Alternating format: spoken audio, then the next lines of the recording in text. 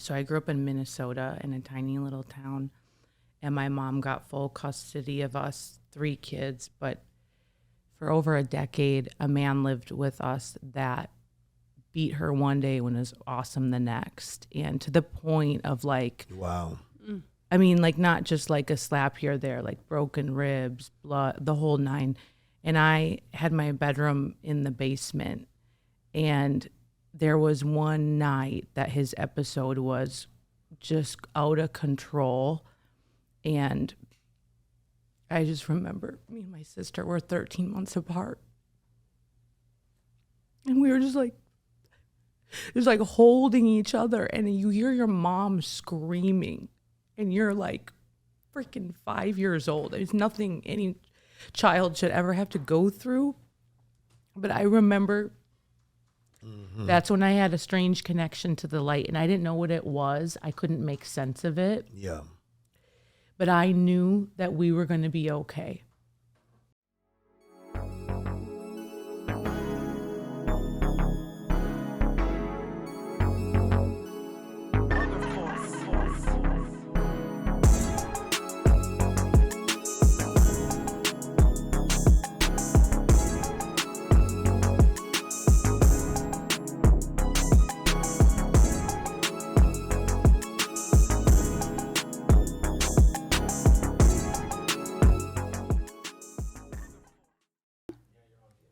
All right. Special guest in the house, but you guys already know. Welcome to the Hopeaholics. We don't really have an intro. We just start flowing. So How come we don't have an intro? I was wondering about that.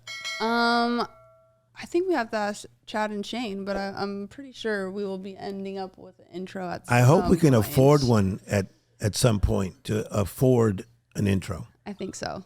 Yeah. It makes it that much more professional. So I want to say this. Number one, you flew in just to do this podcast because we have such an amazing guest today, right? You're absolutely correct.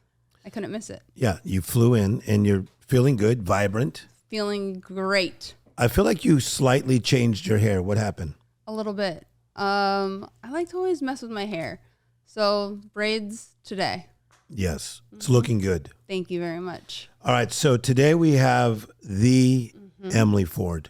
And I mean, because there may be another Emily Ford somewhere in the universe, but this is the Emily Ford. Hi, Emily. Hi. So here's what I wrote down on you. Entrepreneur, you are a speaker, you're an author, humanitarian, and she's just a life changer. So she fits on the Hopeaholics. oh yeah, my kind of woman. And she's beautiful. So when you did some research on her, what did you want to ask her? And let's go from there. Well, first, one of the first things that I saw immediately that I knew I was going to like love you is I can't remember exactly which article because obviously there's many. So if you guys want to Google her, go ahead. But we have a similar favorite Bible verse, Ephesians 3:20. Ah. And I was like, oh, that's my girl. Everything. And this is why I followed you for a long time. Your faith. You are so like if someone would glance, especially in your profession, they just think, all sorts of things. And the deeper you go, or even for me, even following you on social, it's like, this is where her strength comes from. And it's so evident. Oh, thank you. Yes. And this is why I love Tim as well. Of course. Because we are all faith Jesus lovers. But it's so awesome that we come from various backgrounds, but yet found a need for more than just a higher power, but for a God who's alive that truly changed our lives, right, people? Oh, for sure. Oh, yeah. And, a lot of people, and when I speak and train, they're like, I have faith, but I don't want to put it out there because I'm in business and then I'm not going to get clients. Or there's like this, I don't want to be too much. And, to me, it's like so sad that it's like the thing that has given you freedom, you don't want to share that with other people. And it just makes me realize how much people are living in their head and not being true to who God really created them to be. Yeah, for sure. I'm sure both of you get that a lot. Like, oh, I love how bold you are about your faith. Yes. I wish I could be that way too. And I look at them, I'm like, why can't you? Yeah.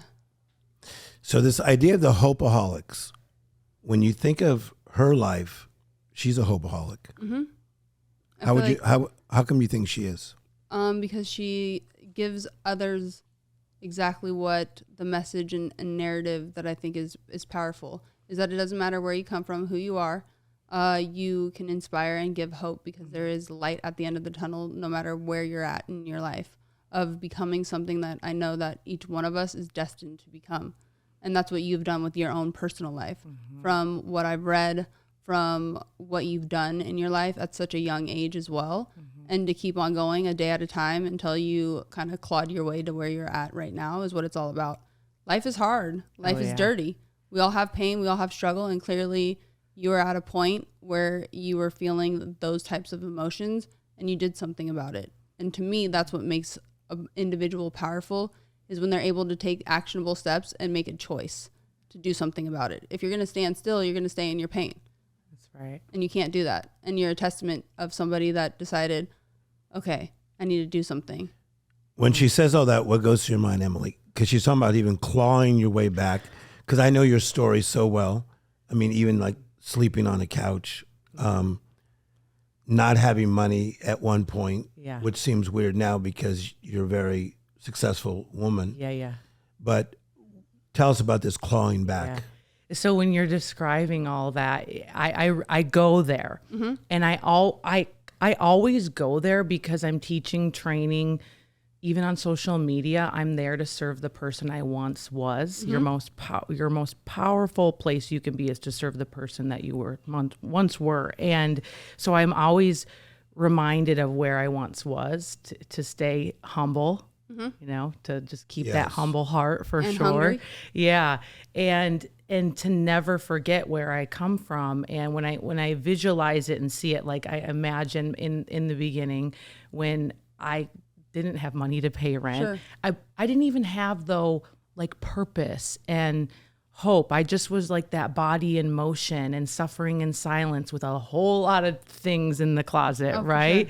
Sure. And I actually started competing in fitness and Fitness America, Fitness Universe, and that's what led me to entrepreneurship, that discovery of the whole fitness, being disciplined, all that. But just honestly, the day that I finally had an option, a mentor, it was like that gave me so much hope, which gave me drive, which gave me perseverance, which gave me discipline, all the things. And so I think a lot of people out there, they just need like a little glimpse, like mm-hmm. a little glimpse of like, here's the way you could go. And then if you feel that, the difference with me versus a lot of people, I leaned in and I fully committed. Sure. I'm like, I unplugged the TV. I made myself a vision board. I got this old ghetto desk. It really wasn't even stable. I was like, I'm not buying new things for a year. I'm just going to commit to my own development. And I went all in on a little bit of hope mm-hmm. that then transcended over time to a whole lot of bit of hope. I mean, and that's what I feel like it takes. We definitely relate on the whole fitness element and kind of learning that discipline there, mm-hmm. but then to lean in on whatever that little piece of hope is, but to really fully commit yourself and go balls to the wall essentially, mm-hmm. and to give it all you got, because I feel like a lot of people are scared. They live in fear, which it is. And trust me, I've failed at a lot of things that I've attempted, but I get back up and I keep going. Mm-hmm. We all fall down. Like that.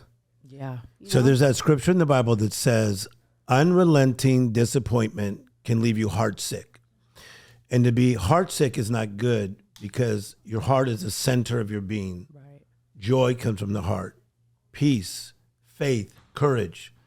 So unrelenting disappointment leaves you heartsick, but a sudden good break can turn your life around. Oh, yeah. Emily, give me one sudden good break that happened to you where you started to see the light when you were challenged. Yeah, man, I I think it was really just in the beginning, if anybody's listening to this and you're in sales or trying to build something or really, trying to build your reputation. I went from a nanny massage therapist to like, hey, I'm going to build one of the biggest businesses out there and you can join too. And like this skepticism that comes with that. And like, what? She didn't go to college. What is she trying to do? She drives a purple Saturn and she's talking to me about making, $1 million, like what, smoke and mirrors, all that. And so I had to go for the 10,000 no's. I had to go knock on doors, if you will. And I'll never forget it. It was the day one of my good friends, he used to play for the Cincinnati Bengals for a short stint in the NFL, but he's a great gym owner, owns a huge franchise in the Midwest. He was like, no, I think it's good. I'll give it a try with you. I'll be your partner. And I will never forget it. It was just that one win, but that gave me so much confidence that I was like, game on, Totally. you know? And it's like, I just needed someone in my corner that believed in me. And he's like, the only reason I'm doing this is because I believe in you. I'll never forget it because we had all these supplements we were selling. And I was like pitching him the plan. He was like, I don't like how it's all like green and stuff because his gym is black and white and red and whatever. He's like, he goes, but I believe in you. And it was just like that one, I believe in you. And I'm like, okay, he believes in me. Yeah. I believe in me. Yeah. And sometimes that's all we really need is somebody that believes in us. Oh, for sure. I can't remember exactly where I heard it, but there's a quote that says, I've stood on a mountain of no's for that one yes. Ooh, That's right. so good. So good. It's true. But Natalie, I think you could relate to that too because you needed a break. What was when you were at a time when you were so challenged? What was a sudden good break that you feel like God was there? Maybe it was a person, it was a situation. Give us one of your breaks. Oh man, there's been many. I kind of spoke about a little bit this morning. I was on a girlfriend of mine's podcast, and it's having the clarity to not miss the opportunities that come and being, whether it's listening or seeing, because God gives us signs all the time. That's right. Just sometimes we close ourselves off to those signs. So I think a first big one was stringing along a little bit of sobriety. Yeah. That was a big win for me. But another one that was really like, oh, I'm gonna do this, even though I knew in me I was always destined to do something larger than going into, I got a business degree but wasn't ready to go into the business kind of corporate world, was walking into WWHQ for a cattle call audition. That was a huge moment of a little win, and then I just leaned in and took that opportunity and rode with that bad boy and never looked back. So Emily, as you know, a lot of people, when they're facing adversity, they get intimidated, frustrated. You seem to get motivated. It's very interesting. You like just step into this gear. Tell us about that side of you. Yeah, it's all your relationship, and a lot of people do have that spirit of intimidation. I actually just called my girlfriend out on that. I'm like, I think you're like, why are you so intimidated by this other girl? Like, you got to ask God to remove that right now, because like you'll never be her, and that energy is bad. But anyways, on another point, I love it if I can't do it, or if it's just like, oh man, this is gonna be a climb. I thrive on that climb. So it's my relationship with it. And I'll never forget the first business I did. When I got to the top of it at a very young age, a mentor said to me like, Houston, we have a problem. And I'm like, cause I was just tapping out. I was bored. I just felt like, what the heck next? And he said to me, you need another mountain to climb. Wow. And it's for you, it's the journey. And I'm driven by two things, growth and contribution. So if I'm not jamming on those, I get real bored. I'm not using my gifting. So when I look at adversity, I just look at it as, what do I need to learn and what do I need to do? And it's like, okay, game on, instead of feeling that defeat. And I think that just comes from even how I grew up with a single mom. Like she didn't sit back and go, okay, how am I going to get money to put Emily through volleyball camp? Like she worked in multiple jobs and made it happen. And that's just the attitude that I've always had. Like no one is going to do anything for me. And if they do, it's a hashtag blessing. Yeah. Like, but we don't expect it from anyone. We just get it done. I love that. I feel like that's one of those kind of things that I think people have this misconception of, or this daydream. And I'm going to blame it on Disney movies as being like a little girl, you know, that you're going to just have some hero come and save you, or some prince is all of a sudden going to rescue you. Like, no, baby, no one's coming to save you. Like, you got to save yourself. Not only from like your own self, because we can be our own worst enemies. I know that I am my own worst enemies. I can either make me or break me. But no one's coming to rescue me. So if you want something, you got to put the action behind it. And I don't think that's talked about that much. It's not. Something deeply resonated when she was sharing there was an opportunity and she just said, yes, what is it? People don't say yes enough. And you might not end up doing the thing, but you like take the call. 2 calls today I took. And again, I was like, okay, 20-minute calls and I'm bouncing if it's real, not right, right? But take the call, say yes, put yourself on the field. You don't know. And so that's something people do. They sit back and they think, oh, you must have just got that partnership handed. I'm like, no, I liked the product. I reached out. I developed a relationship with the founder. I served them to some degree. Totally. And now we're here. Like, it doesn't just happen. And it's a mindset of like, just say yes. And if it's weird, then, say you got to go. Exactly. There's no, you're back in the place that you started at to begin with anyway. Yeah. So there's no harm, no foul. Yeah. So it's like leaning into that, just do it. Yeah. Type mentality is kind of really where it's at. Here's a good one for both of you. Some things you decide in life, some things you discover. So Emily, think about this. Most of the good things in your life, have they come from a decision or a discovery? It's both, but definitely like I decided to put myself out there, be a business person. I am all about learning and then doing and then training. That's just like how I roll.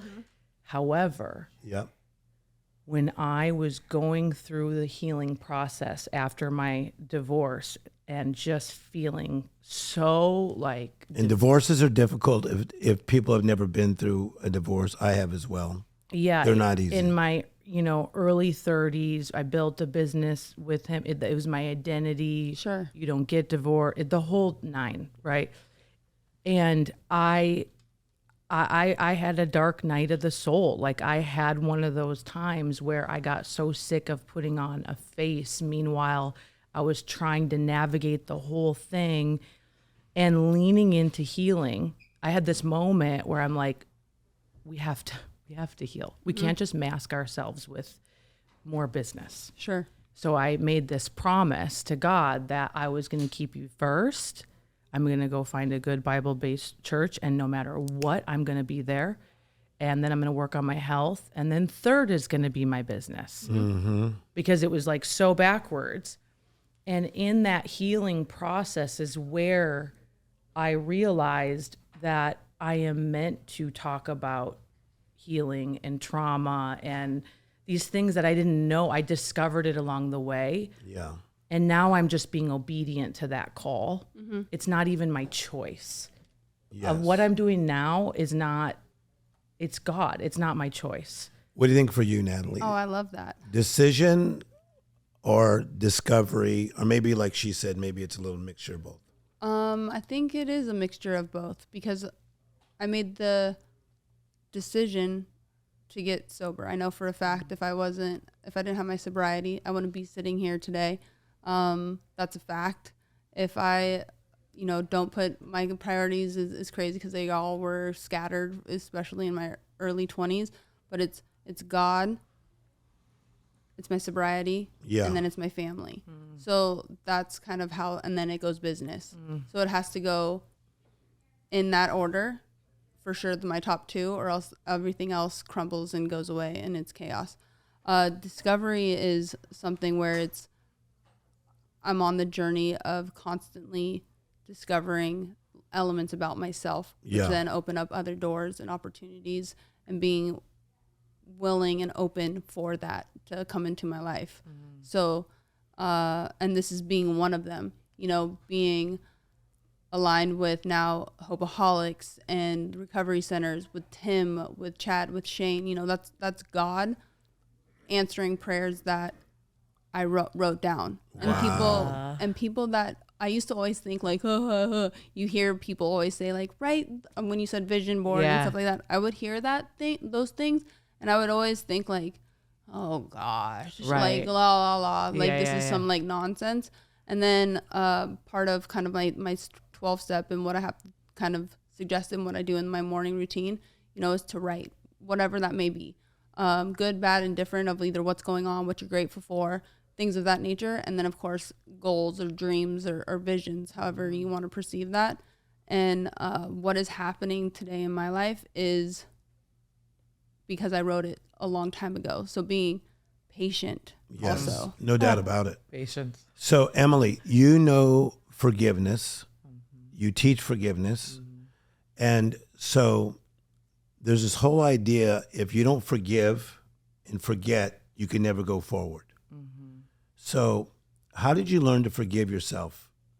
Because I know you're like so strong in work ethic and wanting to get things done. So many times for personalities like that, it's hard for them to forgive themselves. I'm talking about for things from your past. So how did you learn to forgive yourself? I really, quite frankly, what happened was I spoke at the MGM Grand in Vegas. It was like 20,000 whatever people, and I was training, and I was like, I'm so great. I was young. Sure. And I just was wearing the mask and hard shell, and I got on the floor, and then Tony Robbins did his 3-hour thing, and he came out in the VIP section where I was sitting, and he just basically called on me, and I didn't raise my hand.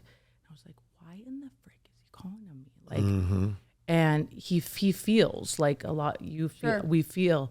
And he asked a question like, what have you screwed up on in your life? And I really, really do believe it's like lessons. But for whatever reason, he's like, and I didn't consciously think about it. It came out, and I started talking about my relationship with my dad and all that. And not only are we in this arena, I'm on like, it's like they're airing this on, streaming this. Sure. And I'm like, oh no. And I was like trying to reel it back in. And we had this whole hour process in front of everyone, my peers. Wow. And I am sobbing. And what I realized in that time was that I had all this anger and resentment to what I thought a dad should be. Well, my dad left when I was 1 because we had another brother who passed away. And when I was born, I was a girl, and he really wanted a boy. And so my mom ended up taking full custody. So I had this as just this resentment and anger, and I carried this, and I never forgave. And I actually had a tremendous amount of shame for so long about things I didn't have control over. Yeah. And so that was the first conscious moment of me going, let's forgive. And so I called him, forgave him, even though he didn't say he was sorry. Well, that's not even what it was about. Right. But I traded the expectation for appreciation because it made me so great. And I flipped the script on it, and that's what changed everything for me. And it's an ongoing process because there's a lot of childhood trauma that we don't have time for on this podcast. Sure. But it's just like trading it for appreciation and really honoring it and moving forward from it. And helping others with that freedom has actually helped me with the freedom in this weird way. So when did you start, Natalie, when did you start learning about forgiveness and that you needed to learn to forgive yourself? When did that start happening in your life? I think for me was when I started working through the 12 steps, because step 9 is when you're making amends. But your step 4 is when you're really putting it all out there and going through exactly like the root and the cause and everything, when you have this perception of or at least I had this perception of myself, because I grew up very much in a Mexican, Italian, Catholic household. So raised very much with, God and morals and all of these things that I thought like, oh, I'm a good person and everything, like all of the mask, the thing that we can put on ourselves when it's a good front. But then when I started to do that inner work and really looking at my part in certain situations and certain relationships of what I contributed to them, that's when I really saw, whoa, I need to clean up my side of the street, in the sense of, regardless of whether that person did me wrong, or it doesn't matter about that. It's more so about my part in the situation. How difficult was that for you to do? It was tough, because on some of them, I'm like, it's very easy to play the victim, especially when you think rightfully so. And in some situations for people, rightfully so, they Right. really were. However, you really got to look yourself in the mirror and be able to take that accountability, work through it, and then forgive yourself. Yeah. You have to, or else you're going to be stuck. Yeah. And that's painful, to continuously be stuck in pain from the past. Yeah. Yeah. That's Have you had to cut off relationships? yeah. Yeah. Sure. Yeah. Yeah, for definitely, especially because sometimes, I mean, they do have that saying about like who you surround yourself with. It's very true, especially from like an addict or an alcoholic point of view. Whoever your friends that flock together, is very, very true. So those same people, it's time to, if you aren't leveling up, you got to go. Oh, yeah.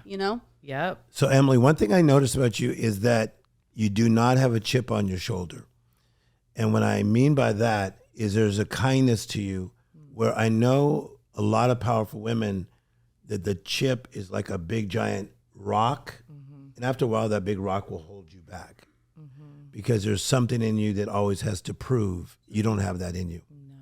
Where I think you're more into like, what is the God idea for my life? Amen. So how did you get to the point where you do not have a chip in your shoulder to where you got to prove everybody else wrong? Like, you should have bet on me. Yeah. Yeah.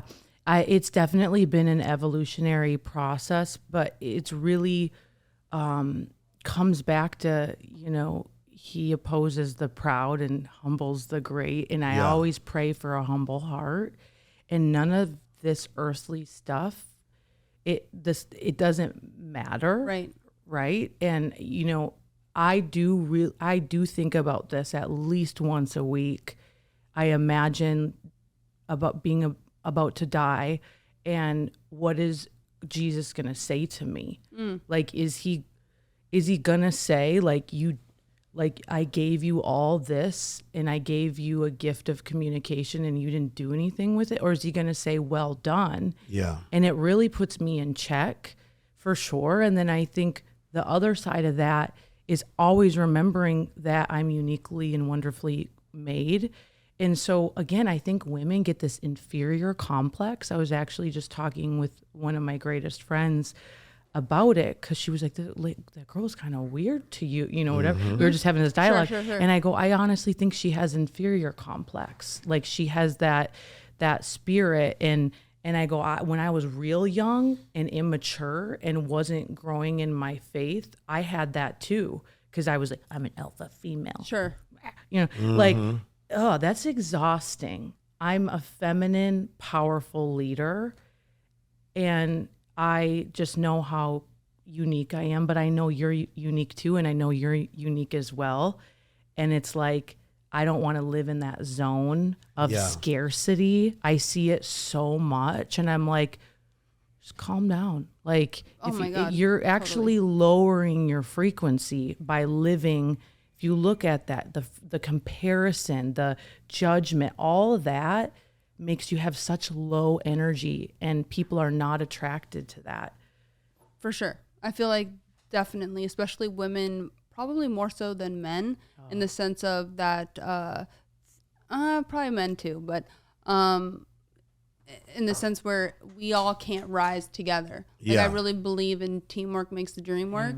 And like, the more you can be strong, powerful women building different empires or whatever that may be together, side by side, like there's not enough. So it's that competition of like, Yes. no, it's all mine. You know, where women Yeah. don't want to either lend a helping hand Right. or uplift the other, so they like block themselves off, is what I've experienced. And I give where- Natalie credit for this because she used to toss people around for a living. So think about that. I know. She would just whoop people Yeah. up in front of 18,000 humans So, yeah.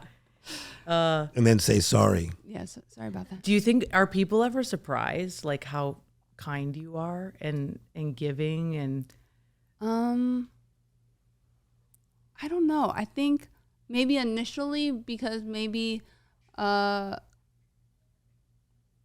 probably come off a little bit more, if you haven't spoken to me, maybe hard. right? But then Strong. once you speak to me, I'm super softy. Yeah. I really am. Sweetheart. Yeah. And can I tell you something else that has done this to all of us is that the Bible says those who look to God, their faces will never be covered with shame, but they'll always be radiant.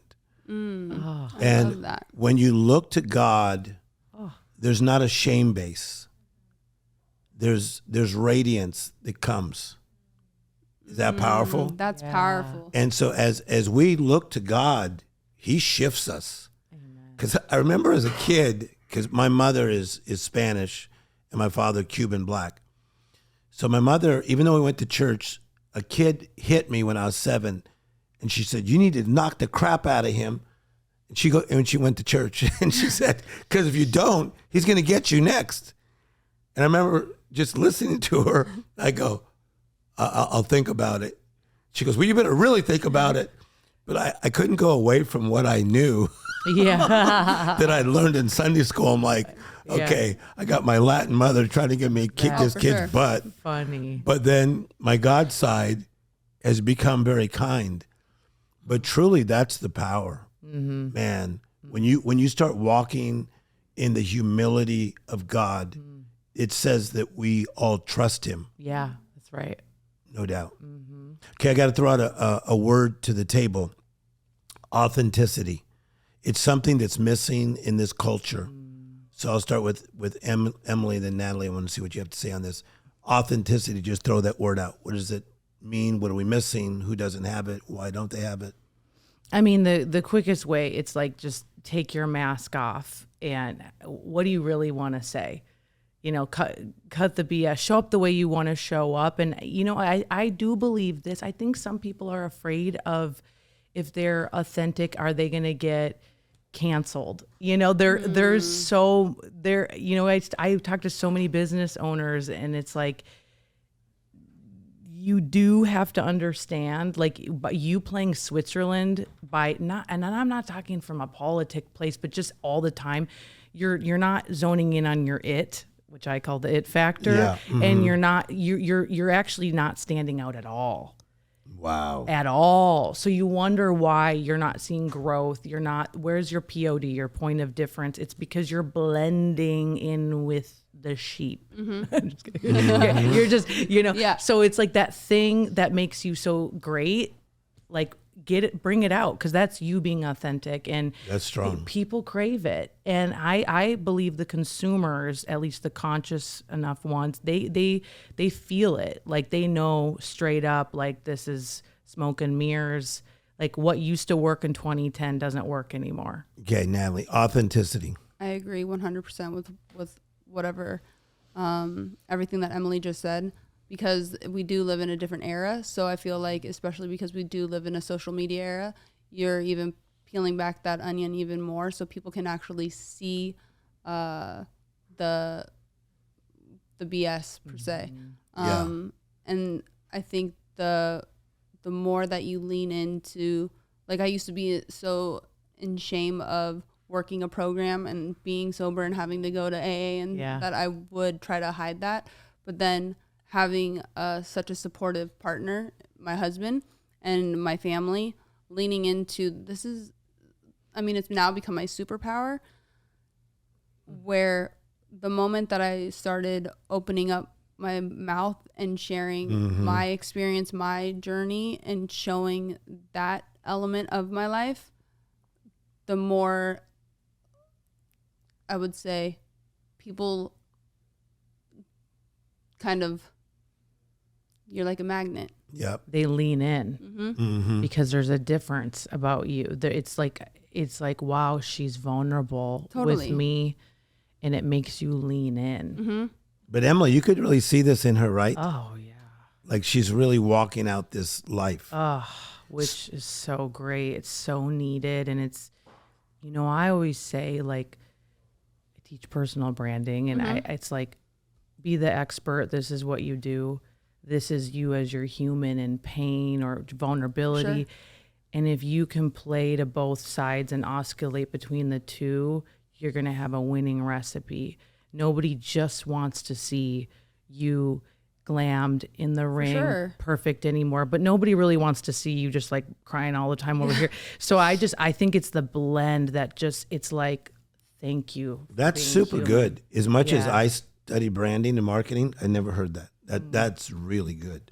It's for sure. Yeah. It's amazing, because if you really think about it, anybody that you see that is successful or you think that they have it all together, I'm here to say that everyone's life, life is in session. Things are constantly happening, whether they're good or bad, and you're not going to have amazing days. I wish I was flying high as a kite every single day. Right. Some days I wake up and I am not feeling good and I'm miserable. I think that this is so good because truly we're all plain hurt. And we're wounded healers. Right? Yes, we are. We are wounded healers. Okay. In the Bible, Romans chapter 4, it says, against hope, you have to believe in hope. So, Emily, give me a time in your life where things that did not look hopeful, but somehow you believed in hope.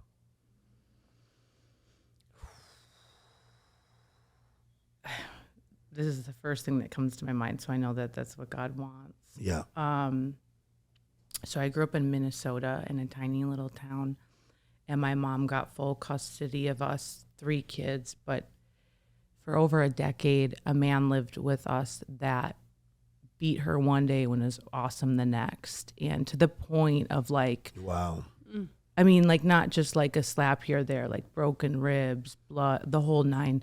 And I had my bedroom in the basement, and there was one night that his episode was just out of control. And I just remember me and my sister were 13 months apart.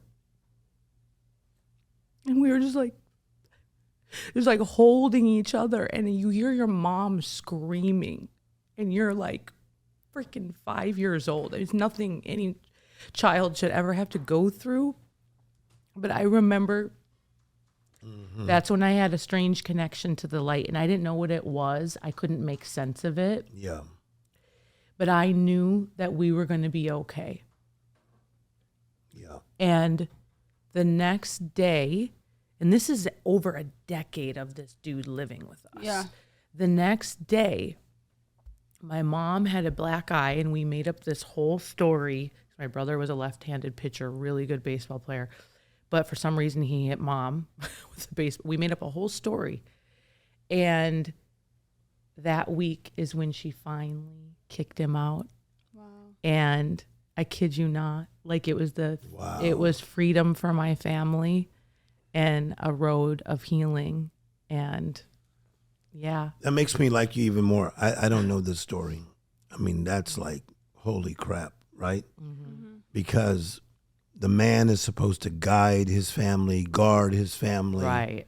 And this guy's doing the complete damn opposite. Oh, crazy. Yeah. But I had hope, and it was in that moment of like, we're going to get through this. And I just remember praying and praying and praying and praying. And Yeah.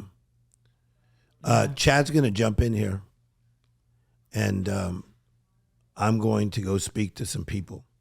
So one of the things we do here, tell them what we do. Some people don't know.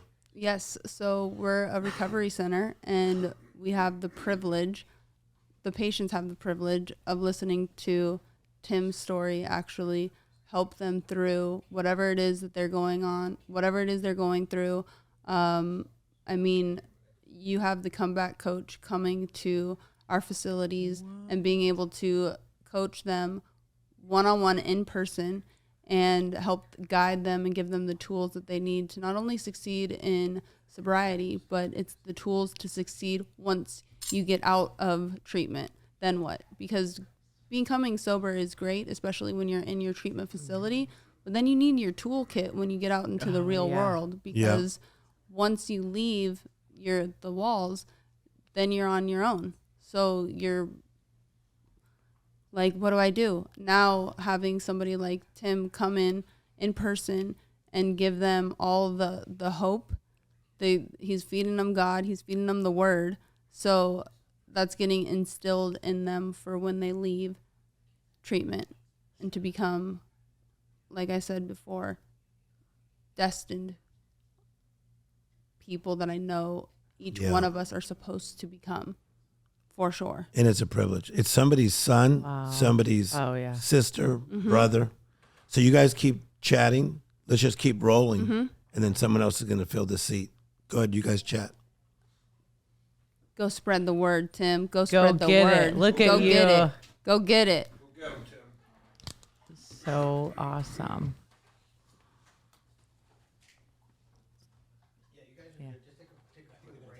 Oh, they're going to take a break? Oh, we are? Oh, Oh my God, they came Shane's back? coming in. someone scare him. I've had the hiccups since yesterday. Okay. Here. So Oh, thank you. fantastic. Look at me. So fantastic. Yeah, amazing. You just love her? I love I her. love you guys. Thank you. Yeah, so good. Oh, I'm good. I'm totally good. Goal imbalance. Is it? It is. I always think Go think ahead, about yeah. that. I always Yeah, so do literally I. think about that because it's fascinating to me. Like it's one of those things where I think it's all of it. Like I feel like genetics, especially when it comes to like addiction and things. I think that in my family, at least, it's definitely in our genes. But then environment, it could be whatever, like you said, chemical something in your brain. Everyone's brain is functioning at a different capacity. Right. All elements play into it because there's no discrimination when it comes to any type of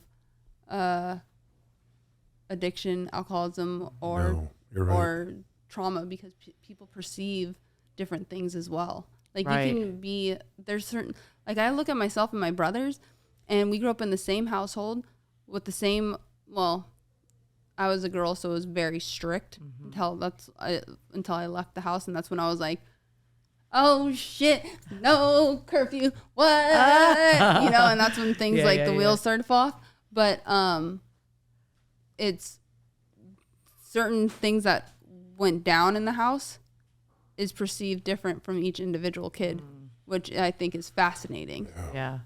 I just think that without purpose, your perception is off.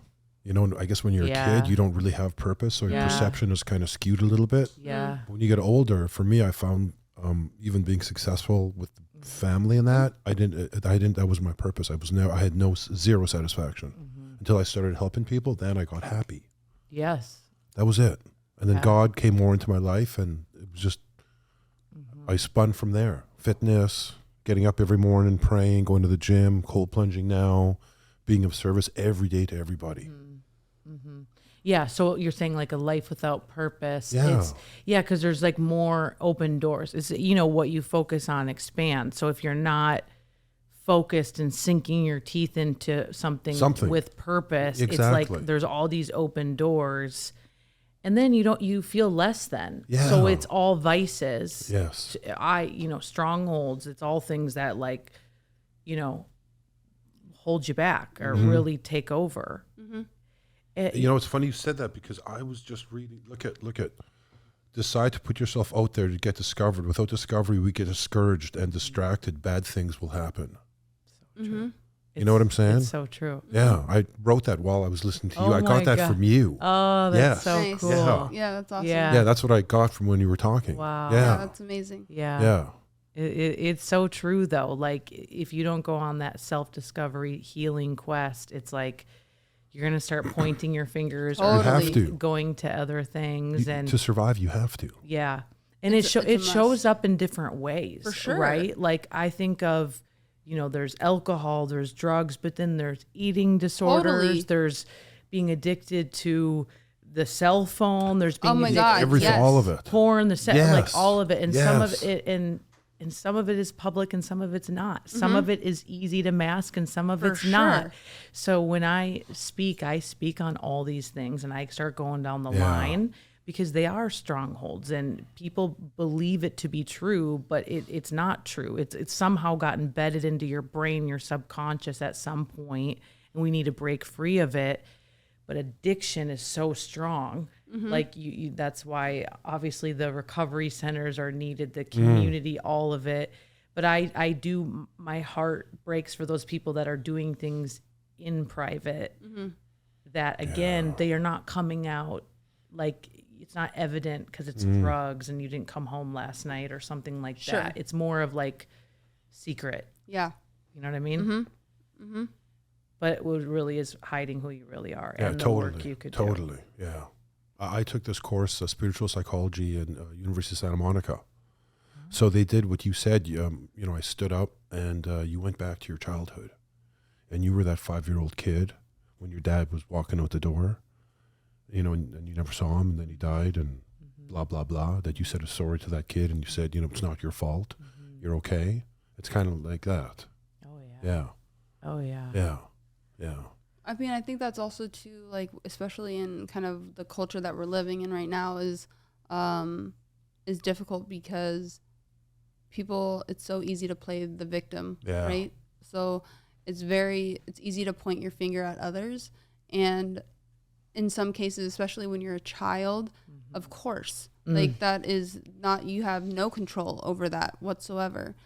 But people allow that trauma to then follow them for the rest of their Right. life and into other relationships or certain things that they get into, and then without realizing that it's something that they've been carrying for so long without really addressing it. Yeah. And then even when you get older, then certain things start to repeat and you have more trauma Yes. that you're not realizing. So it's like this sick kind of disease continuously taking over your life without you realizing it until you really do that. No one likes to do. I don't like to do it either, but you got to. That self-work and addressing those issues from childhood till you're however old you are currently, and working through all of that nonsense and then moving on. Yes, breaking that generational curse. And that's, I Completely. always say, I'm like, you're not responsible for what happened to you, but you Completely. are responsible for healing. Yes. Like, it's just, if you have that attitude of like, okay, it happened, but I am so responsible to stop this cycle. And what you Yes. said deeply resonated with me, because when I finally found or attracted a man Sure. that was a man, Yeah. high caliber, Good for- leader, Yes. Yeah. he won't let me walk all over him. Yes. Like it is not a God. beta. That is so He's funny. That's- strong. yeah. That's He's, awesome. and that's Yes. everything I ever wanted. Yeah. I craved That's that. so refreshing to hear from a woman. Oh my God, that's why I married Right. Jason. Because he's just like he wants to love me and protect me and guide me. And even though sometimes I might have the answer, I just let him Good do for it. you. again, I just believe so when women are like, we don't need men, I'm like, I do. I'm I like, do. I'm like, anybody, dude, I need a man. I love you so much. Anyone that ever says that, I'm like, bitch, I do. I know. it's Same. I'm like, crazy. don't I'm speak like, for me. I'm like, I will be exhausted if I don't have that, you know. For But sure. when I first found him, the amount of times I tried to destroy it Oh yeah, me too. because I didn't have a good relationship with men at all. I didn't even know what was normal. It was so foreign to me, you guys. It was like, Girl, me and you can have a long conversation on this one because I am so eye to eye to you on this one for sure. I love it. Yes. Now I'm wondering, did God play a role in that? Did you find more God? You know what I mean? Because God really comes into your life at certain times when you need to get elevated. Yeah. So what happened was I was single in LA and I would go on dates and I just wanted to poke my eyes out. I was like, I couldn't even imagine. yeah, I'm like, I don't care about your things or your stuff. Like there's no depth. And I remember just like walking out of Elefante, like bye, you know, and it's like, it's seriously. Right. And so I got so fed up. I was like, God. okay. And then I would go to church and I was like, okay, these guys are just, they don't even have their, some of them. don't have their stuff. I was like, you know, so I went to the beach in Malibu on January 1st with my little dog, Hugo, and he came with, and we were just sitting there and I was doing my journal and I was praying over the whole day, praying over it and praying. And I was like, okay, I'm going to write out like the top 10 things I want in a man, and the top 5, I will not waver. And number 1 was loves the Lord, loves God. Yeah. Because if he loves God and he really just doesn't like love God on Sundays, but he loves God, then he's going to be able to lead at such a higher level. 100%. And oh my gosh, that'd be everything. And then number 2 was can lead me. And then I put like a winky face, right? But and that's who I met 1 month later is my fiance, Jake. Literally met him 1 month later and I was like, whoa. But then when I got that, I was like, oh, is this really what I want? Because I didn't have a healthy relationship with leading, I almost saw it as controlling, and he's in no way controlling. He loves me to do me and all that. It just, I had such a foreign relationship to it. What healthy love even look like. Oh my God, I could. It is tough. I mean, I couldn't agree more Yeah. though, because that's exactly what happened when I met my husband. Is because I'm very much, I guess, past relationships, I ran the show. Not you. And Not then you if, at No, all. come on. And if it didn't, Eva. go my way, I'm like, bye. You know, on to the next. Yeah. And so oh when gosh, I that's met, how I was a killer. yeah, killer. And then when I met him, he had everything that I had wanted, in the sense of like, I can't actually wait till you meet Jonathan, because talk about somebody that knows God, but he knows it so much because he grew up in a very religious house. But so then he ended up taking, in college, he ended up taking religion so that he could know every single religion and really know, like, read every, like, all of the text and all the content. Yeah. So that way he could speak about it, knowing other people's point of view and how they believe and all these things. Yeah. And so he had that. And then also our first year of marriage was the hardest, because I wanted to probably get divorced twice, because I'm like, wait, I wasn't used to like an actual healthy, normal relationship where it's not me running shit. You know, it's like, that's not how it works. You literally have conversations, you talk about things. Team effort. 100% communication, and he is able to put me in my place. Yeah. And I allow him to put me in my place, because Lord knows I need to be put in my place, good or else for you. Same. I will burn the house down. you. Same. It's a hard curve to learn. For sure. Especially More for women guys need like to you. Yeah, for gals. Especially for gals like you. Yeah. Like I'm saying, powerful women. Yeah. You know, it's tough. Yeah. Well, they constantly chastise men. You just, you know, and it's like, there's two parts. We need a guy who's strong in who he is. Yes. Confident. Yeah. But, you know, we have to allow it as well. And there's like this dance that needs to happen. And if one overpowers the other and the other can't hold, then it's, you know. No, for sure. you'll get the beta thing going real Yeah, quick. and that's not going to work for No. me. No, me either. Like, no. I grew up with, I have 3 older brothers, and my dad, they're the manliest men ever. So it's very much, that's what. But they still need to see you for being strong and independent, if that's the word, For like sure. independent thinker, Oh, and, totally. and let you, Let you be, that's Yeah. what's given me the confidence that I have today, is because of my husband, because he is very much allows and pushes me to stay like, this is like kind of what we were talking about. This is like my it factor. Yeah. This is like who is in me.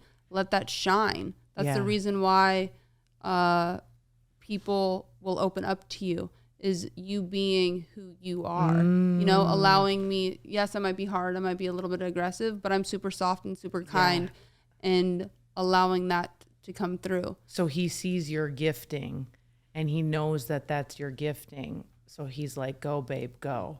100%. And just good. like allows me to, anytime that I want to either play it down or whatever, he's like, no. I mean, I curse a little bit. I got a little thug in me, a little gangster in me. And I might not talk as polished as maybe I should, but he is very much like, this is who you are. Oh yeah. Like, people are going, like we were talking about authenticity, people see through it. So if I were trying to take that away or try to hide it, it's going to be, people will notice that. Right. It won't, my trueness will be like, and I'll blend in. Do you see that like in your wife, like her gifting? 100%. I'll tell you something. For me, I call it the customer service almost. Do you know what I mean? Because we lost that customer service in the last 5-10 years. People aren't treating. Oh yeah, you know, you're right. Like when you walk into a store, it used to be something. Like Oh my I know gosh. the white glove service. I mean, I'm going to 5-star. Like, No, I'm with you right there. Like but it it's used like to be something. it's like, remember, like, know my name. I'm a repeat customer. yeah. Yeah. Totally. Yeah. It's very different. What I will say, I noticed a big change when we moved, because we now live in Texas. Yeah. We've lived there for 2 years now.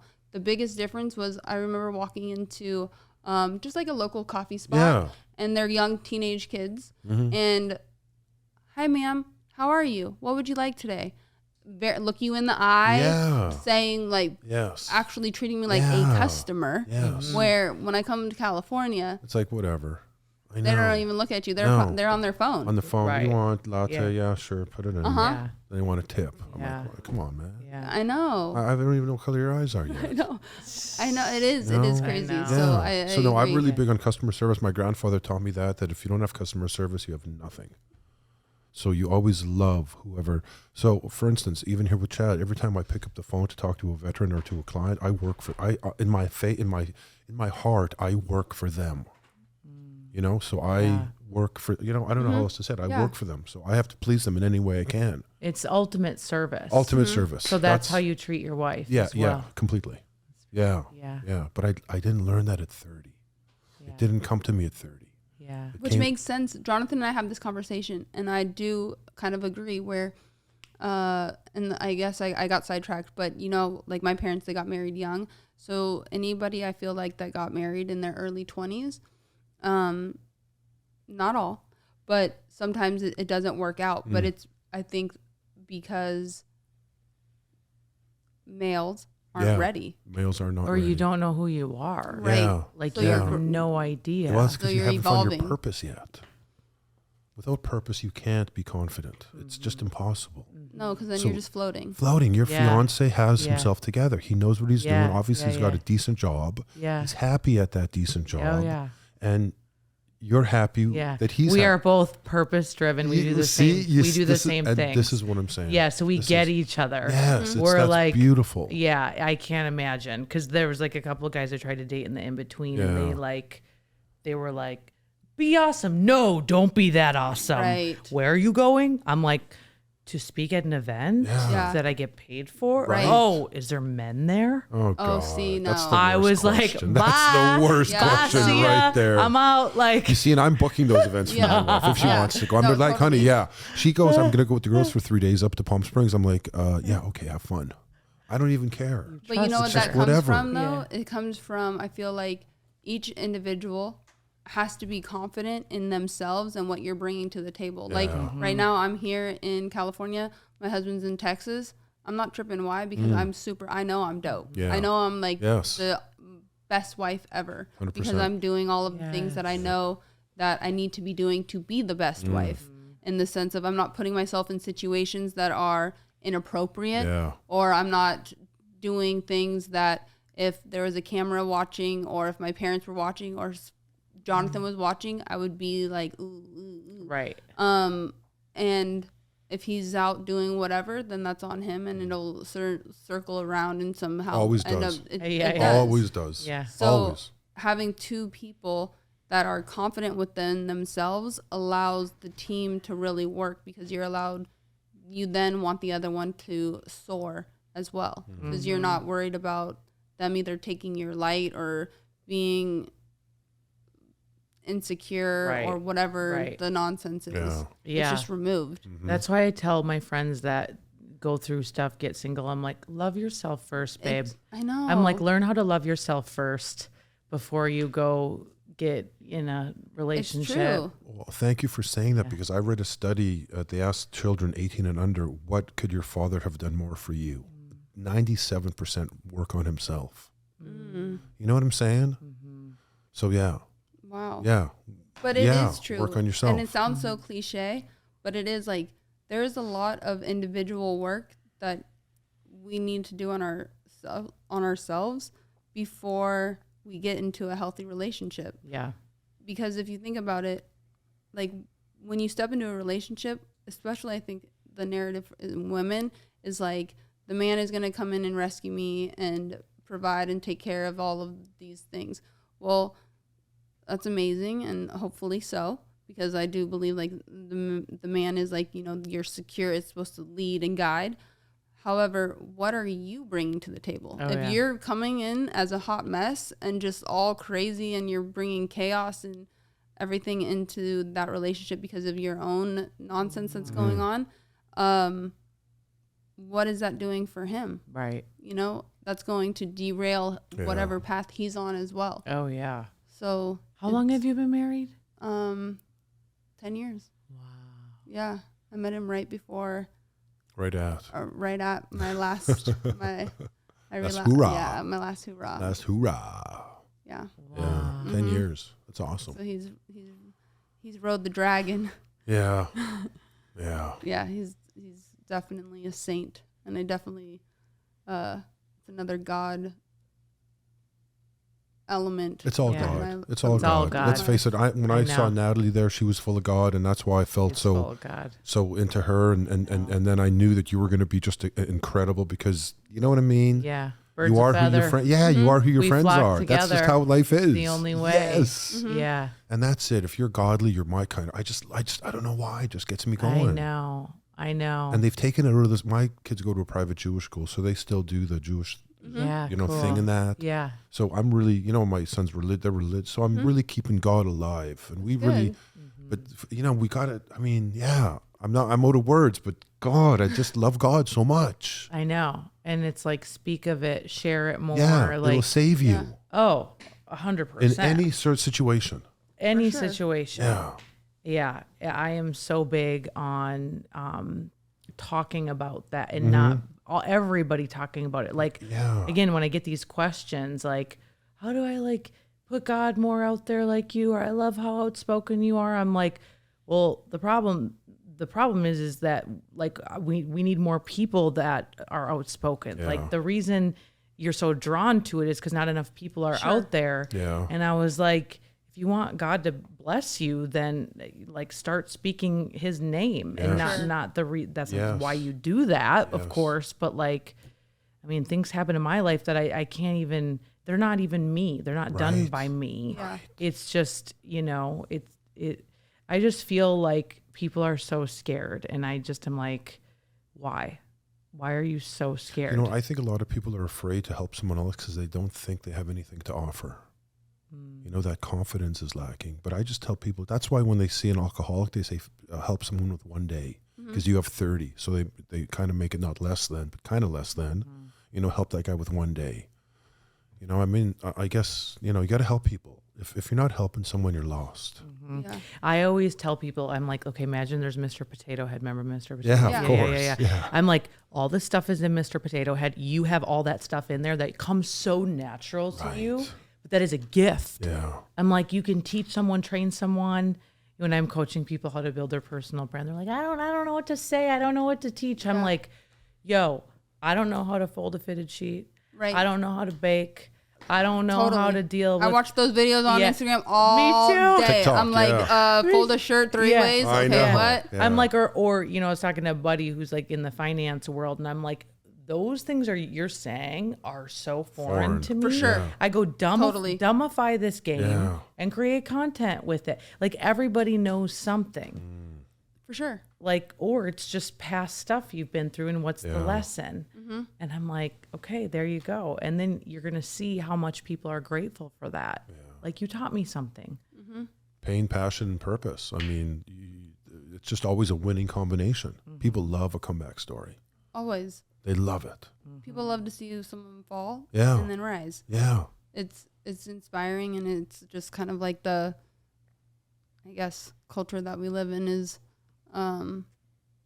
where we're at, in the sense of people like to see someone fall and hit the ground pretty damn hard, and then to watch them pick themselves back up is everything. Yeah, it's a tough era. It's been a weird couple of years. It's ha- been a weird, So what it just, I don't even like to talk about it a lot because it's just been a weird, I know, and God bless the feminists, God bless the LGBTQTRAs, God bless everybody. I don't get some of it. It's confusing for me. I'm old school. I like to open the door for a woman. I like to, Yeah. I insist on paying the bill.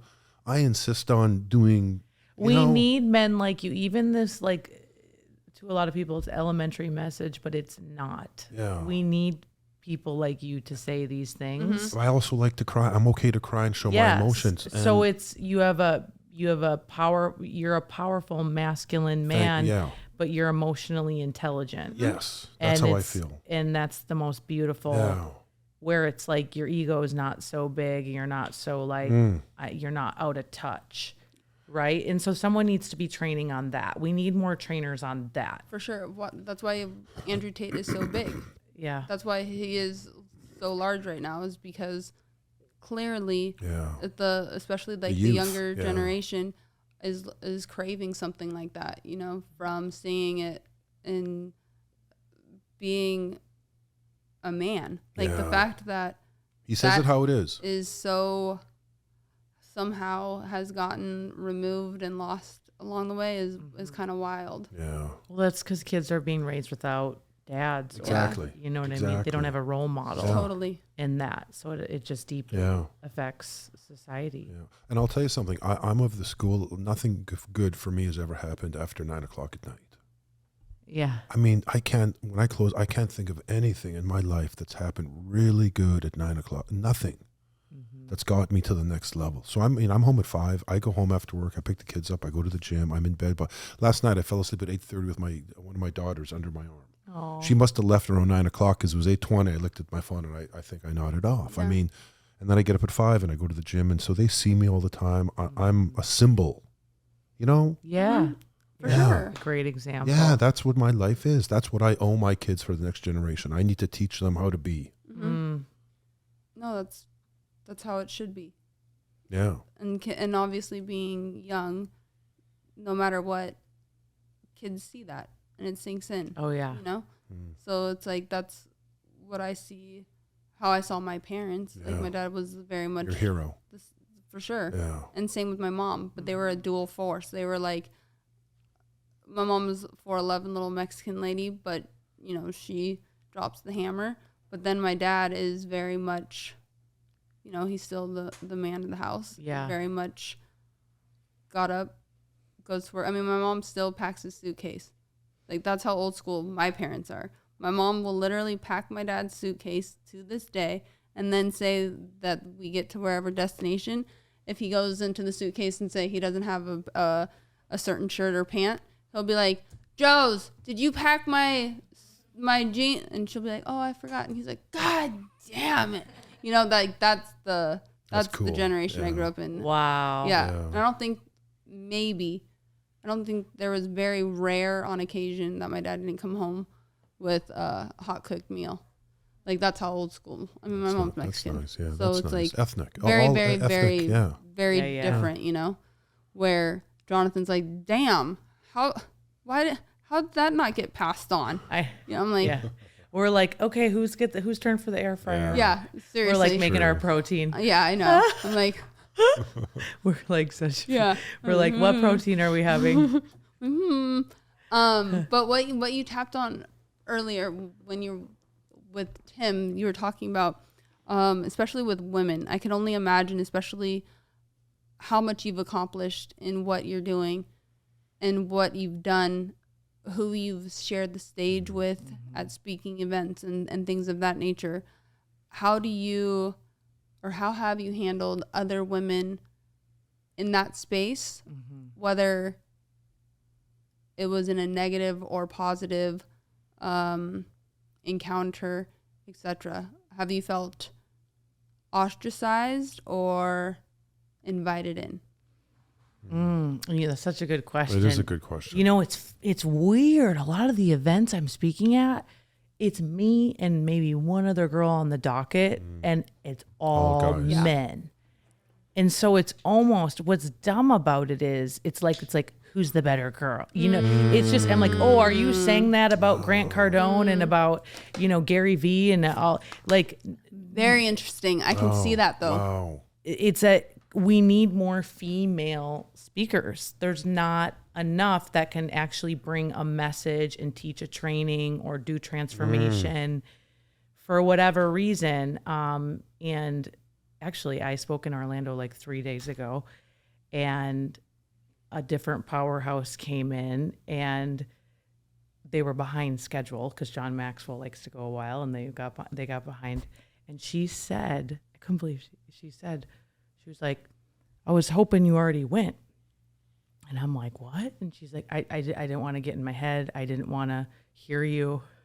I couldn't believe that. I was like in the green room, like, Really? That was yeah. a compliment. Yeah. But I just was like, we're different. Like, Right. Wow. But then she went on stage because I went, and then she went on stage, and she gets on and she was like, I'm not a professional speaker.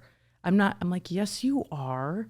But what was happening was she felt insecure. Yeah. So she was trying to Lessen her role. and with I'm the like, fans. what in the actual F is going on right now? Like, Right. I was like, why would you even say that? Dude, it's weird then you're saying that. I just was like, oh my word. Wow. Like, and my thing is, like, I have a spirit of excellence. I try to do the best I can, and that is just how I roll. Yeah. Like, in my lane, Yeah. how I talk, my Yes. flavor. I'm a little I do my thing. Sure. You Yeah, know? yeah, And- yeah. But I do have a spirit of excellence. Like, there's a reason I got to where I am. 100%. And it's like, I'm going to run the play. I'm going to practice. I'm going to that's just how I'm going to be prepared. Right.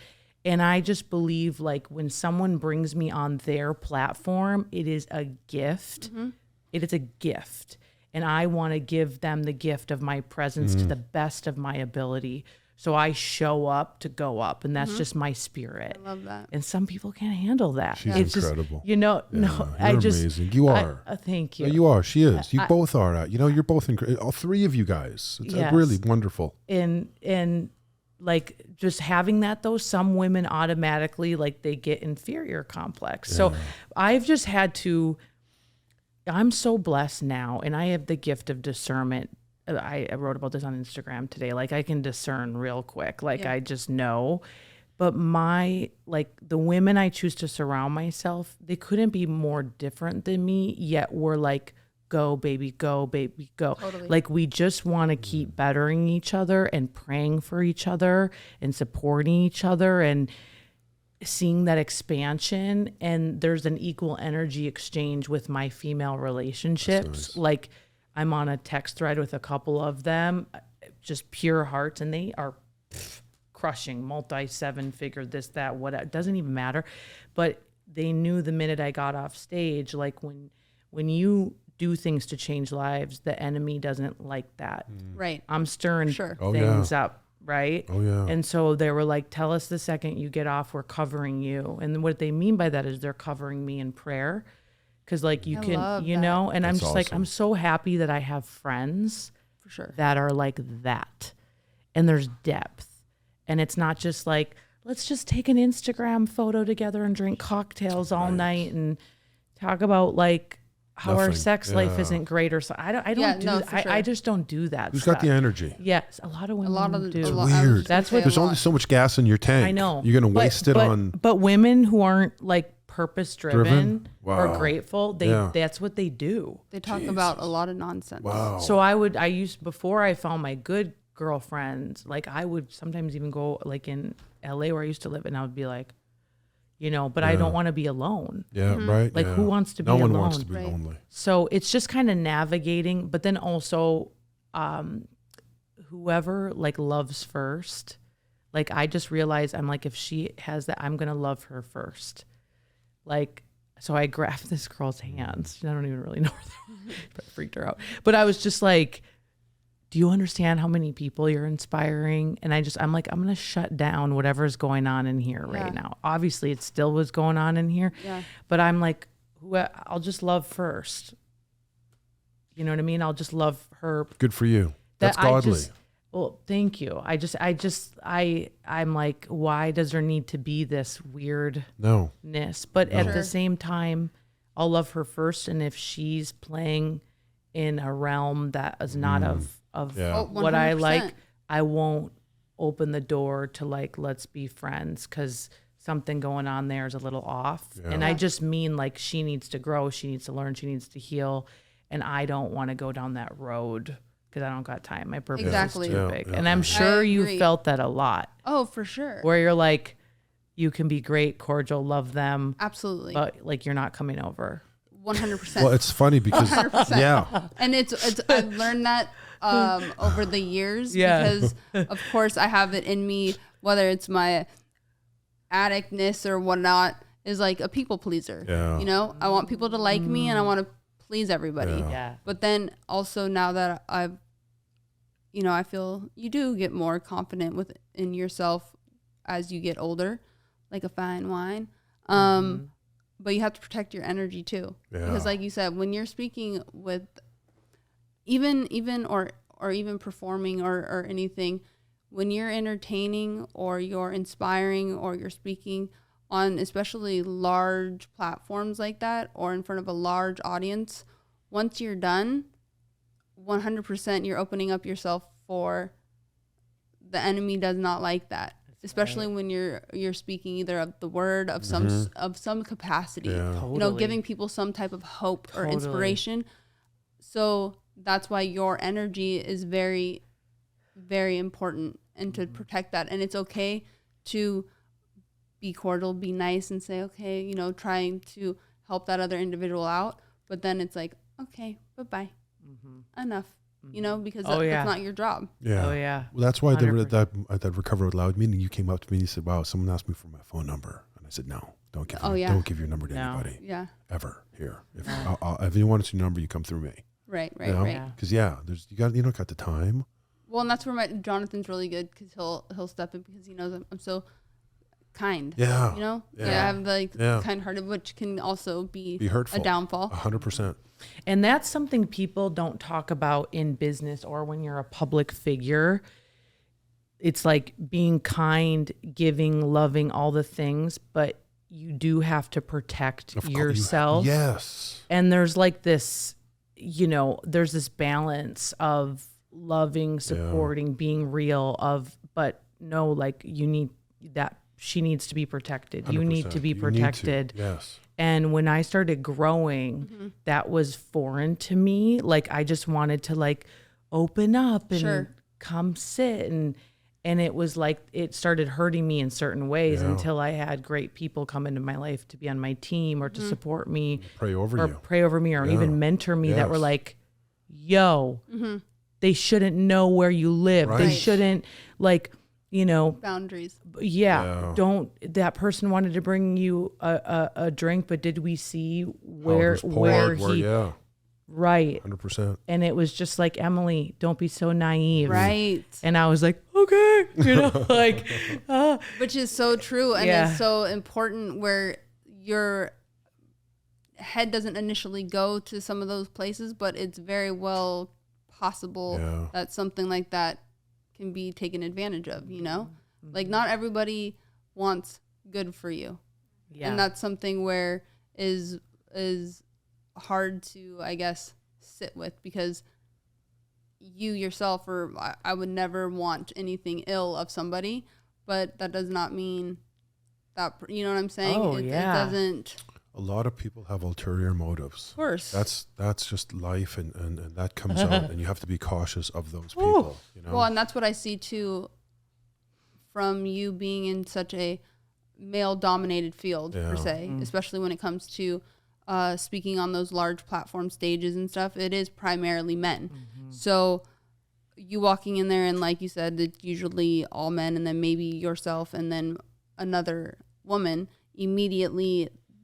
Usually, I'm saying usually, the women are immediately like pinned against each other, 100%. as if it's like which one is either better, or which one has the better message, or Right.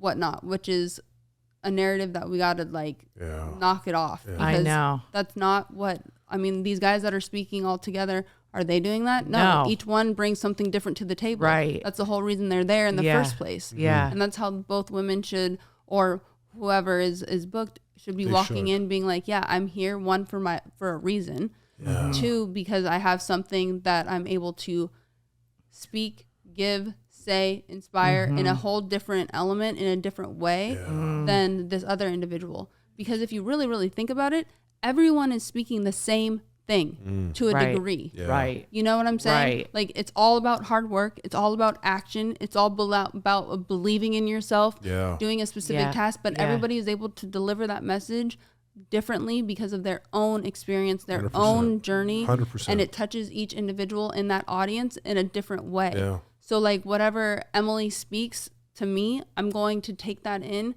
completely different than the person that is standing next to me. You know, something that she says can hit my heart way deeper than what Grant says. Right. You know what I'm saying? Yeah, Or drop what this the mic. This girl, Yeah, drop- 100%. this clip. This needs to be viral. Okay. Like, no, really, because when I get on like any call with anybody, whether it's an agent or a book person, it doesn't matter. Yeah.